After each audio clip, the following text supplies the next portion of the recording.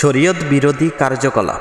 রমজানে ইসলামের শরীয়ত বিরোধী যেই বিষয়গুলো তা হলো: 1.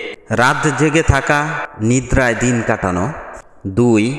রমজানে খাদ্য পানীয়তে বাড়াবাড়ি করা। 3. আগেভাগে সাহরি খেয়ে ফেলা। 4. দেরি করে ইফতার করা। 5.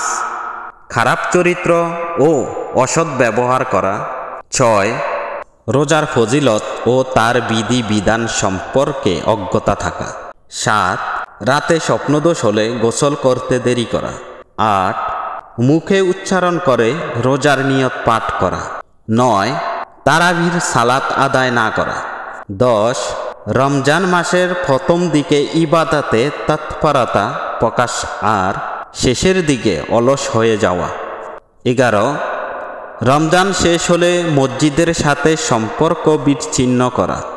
12. রোজা রেখে সালাত আদায় না করা বা রমজান চলে গেলে নামাজও ছেড়ে দেওয়া।